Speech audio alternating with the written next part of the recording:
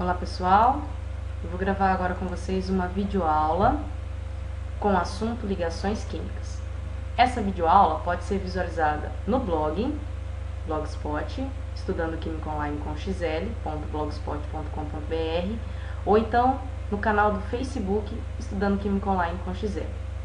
Para a gente estudar as ligações químicas, eu preciso apresentar para vocês o velho instrumento do aluno de química, a tabela periódica. Essa tabela periódica que está nesse arquivo, eu consegui ela na prova da Unicamp do ano retrasado. Eu peguei essa prova, joguei aqui no Paint, pintei para vocês a tabela. Eu pintei em áreas interessantes. Veja, aqui nessa última coluna, pintado de azul, estão os gases nobres. É preciso saber que os gases nobres não participam de ligações químicas. Os gases nobres, eles são estáveis, eles têm a última camada que nós chamamos de completa. Apesar de você já ter visto em alguns exercícios os gases nobres participando de ligação química, nessa videoaula a minha intenção é que você conheça o geral de ligações químicas. Então, no geral, gases nobres não fazem ligações químicas. Eu destaquei aqui de laranja os semimetais. Os semimetais são elementos que alguns deles se comportam como metais, outros se comportam como semimetais. Meu interesse em separar os semimetais para você é que esse grupo, essa região de semimetais delimita a região entre o maior grupo da tabela, que é o que eu pintei de amarelo, que é o grupo dos metais, que separa dos verdes aqui, que são os não metais. Tem uma questão da FATEC um pouco antiga, que perguntava se na tabela periódica a maior parte dos elementos é de metal. É verdade. Olha, a maior parte está no quadrado amarelo, sendo então classificado como metal. E o hidrogênio está aqui separado, isolado, diferente do restante dos elementos. Então a gente pode dizer que nós temos algumas regiões interessantes na tabela. Os gases nobres, que não participam de ligação química, que são esses aqui. Os metais, que ocupam a maioria da nossa tabela, metais, todos de amarelo aqui. Os não metais, aqui de verde, e o hidrogênio. Olha, os semimetais, ora se comportam como metais, ora se comportam como não metais. Então, no geral, participam de ligações químicas, metais, hidrogênio e não metais. Sabendo disso, eu quero apresentar para vocês como é que podem ser as ligações químicas. Vamos ver. A ligação química, então, as ligações químicas acontecem entre metais, hidrogênio e ametais. Quando a ligação se dá aqui, olha, veja, entre um metal e um outro metal, do mesmo tipo às vezes até, ou de um tipo diferente. Quando a ligação se dá entre metais, eu posso afirmar que a ligação é metálica. Quando a ligação é entre metais e ametais, ou metais e hidrogênio, mas preferencialmente para o ensino médio, estudamos muito mais metais com ametais. Então, temos uma ligação iônica. Existe uma frasezinha para ajudar a decorar. Na ligação iônica, me, ame. Me de metais, ame de ametais. Então, veja, metálica, entre metais. Iônica, metal com ametal. E quando a ligação for aqui, entre hidrogênio e outro hidrogênio, ou um hidrogênio e um ametal, ou um ametal com ametal, ou um ametal com um hidrogênio com ametal. Quando ela se der nesse sentido, essa ligação chamará ligação covalente. Então, conhecendo esse diagrama, vamos voltar à tabela.